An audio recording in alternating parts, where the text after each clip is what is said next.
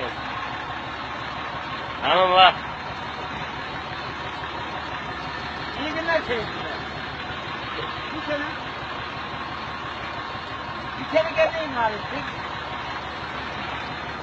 Piyasa sütlüye bu. Neden sütlü? Ayakta kara çorap. Senikinde ne yapıyordun?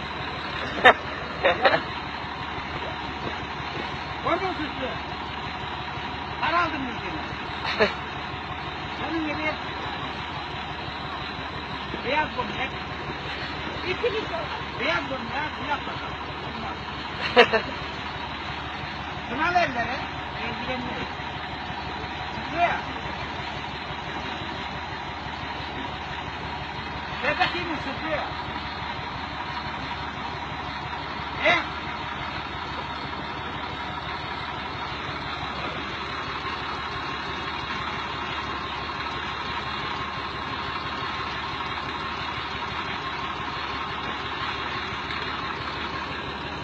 Bak bu devran.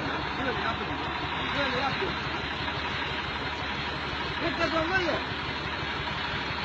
Ama sütlü. Çok kullanıyor.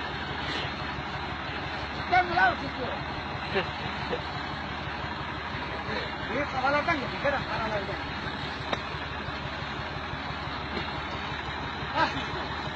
Bunu hiç isteyebilir mi sütlü? Yoksa ben miyim?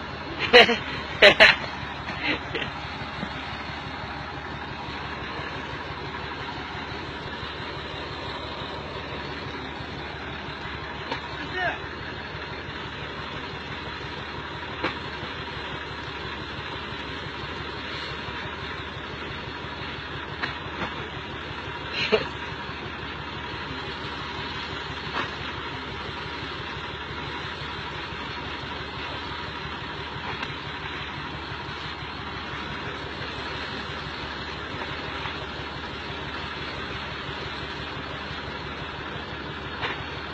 Tamam mı? Ah sütlü. Son kez.